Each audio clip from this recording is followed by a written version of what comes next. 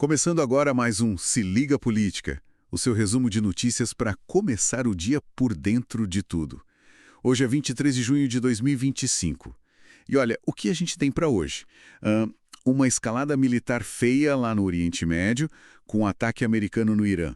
E aqui no Brasil, bom, ex-presidente Bolsonaro com questão de saúde, mas de olho em 2026, polêmica em São Paulo com meio ambiente e política travando o programa social, e até a Marcha para Jesus e a parada LGBT+, virando palco de disputa. Muita coisa, né? Muita coisa mesmo. Vamos tentar conectar esses pontos, né? Porque assim, o mundo parece estar fervendo e o Brasil não fica atrás. Exato.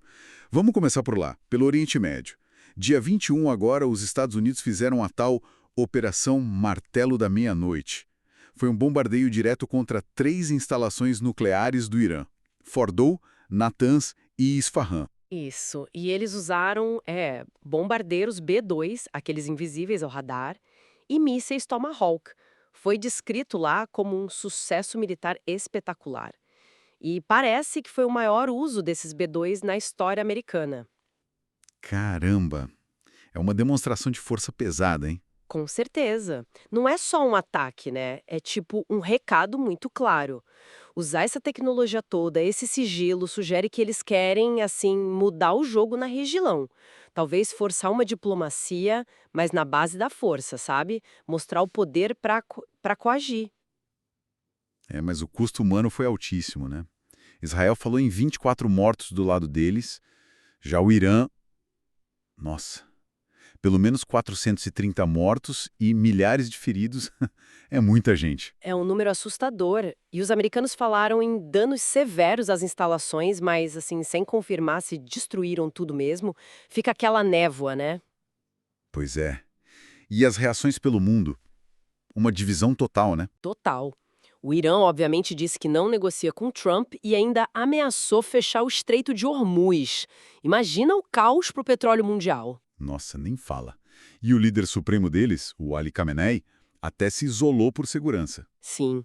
A Organização das Nações Unidas, a ONU, ficou super alarmada, chamou de escalada perigosa. A China e a Rússia condenaram na hora, falando que foi contra o direito internacional. E Israel? Israel elogiou, disse que foi uma ação corajosa e necessária. O que é interessante é a posição do Brasil, né? O governo brasileiro condenou os ataques, ficou do lado da China e da Rússia nisso. Isso pode mexer com a nossa política externa, sim. É um ponto importante. E o petróleo Brent? Subiu, claro. Sinal de nervosismo geral. Exato. O mercado financeiro odeia instabilidade, né? Com certeza. Agora vamos trazer para cá, para o Brasil. Nesse mesmo período, olha só, o ex-presidente Jair Bolsonaro teve um mal-estar, foi para o hospital. Diagnóstico: pneumonia viral.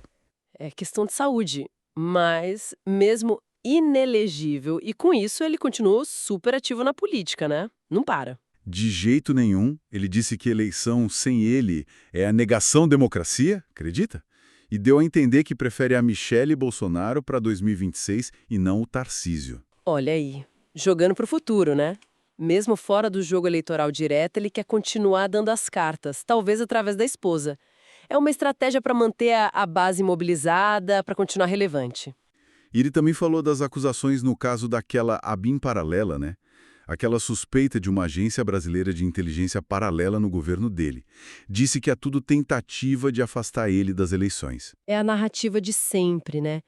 De perseguição política. Isso funciona para quem já apoia ele, mas para a opinião pública geral pode acabar desgastando ainda mais a confiança nas instituições, sabe? Entendo.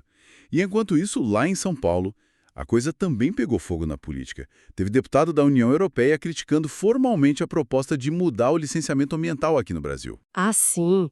Aquela ideia de flexibilizar, permitir o autolicenciamento para algumas coisas, a preocupação deles é grande, especialmente com a Foz do Amazonas. É uma pressão internacional forte na questão ambiental. E não foi só isso em São Paulo. Um programa social do governo de lá, o Superação, ficou parado na Assembleia Legislativa. Por quê? Falta de quórum. E dizem que tinha deputado faltando para ir num evento com o Bolsonaro. Pois é. Aí você vê como a coisa funciona, né? A briga política, as lealdades partidárias, acabam travando até pauta que seria importante para a população, como um programa social.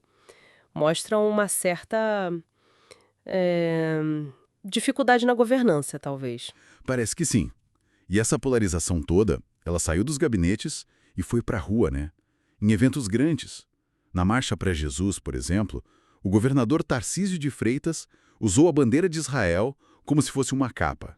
Deu o que falar. Deu mesmo. Teve crítica, inclusive, do ministro Márcio França. Mostra como esses símbolos são usados politicamente, né? Para reforçar uma certa base, um certo alinhamento. Exato. E na parada do orgulho LGBT+, que também foi enorme, os discursos foram para o outro lado. Muitas críticas a guerras, ao próprio Bolsonaro e até pautas trabalhistas, como a escala 6x1, aquela de trabalhar 6 dias e folgar 1. Exatamente. Então, o que a gente vê é que esses eventos, que já são grandes por si só, viraram, tipo, arenas muito explícitas para essa batalha ideológica. A marcha reforçando um lado conservador, o apoio a Israel. E a parada como um contraponto, com pautas progressistas, críticas sociais e políticas bem diretas. Isso reflete a divisão da sociedade, né? E talvez até ajude a aumentar essa divisão. Pode ser. Acaba intensificando, né? Cada um na sua bolha, no seu evento, com a sua bandeira. Complicado. E só para a gente fechar giro de notícias rapidinho aqui, o ministro Alexandre de Moraes autorizou que o coronel Marcelo Câmara, aquele ex-assessor do Bolsonaro que está preso, receba a visita da família. Ah, ok. Processo seguindo seu curso. Isso. E o governo federal disse que vai atrás de regulamentar o balonismo turístico. Isso depois de um acidente feio, fatal lá em Santa Catarina. É, muitas vezes a legislação vem depois da tragédia, né? Uma coisa meio reativa. Pois é. E por último, o prefeito de Belo Horizonte deu uma reclamada pública do Itamaraty, do Ministério das Relações Exteriores. Diz que faltou apoio para brasileiros que estavam em Israel durante essa crise toda. Olha aí, uma tensão entre a política externa lá de cima e a ajuda prática para o cidadão na ponta, né? Acontece. Bom, então, juntando tudo isso, o que fica é um mundo mais tenso, né?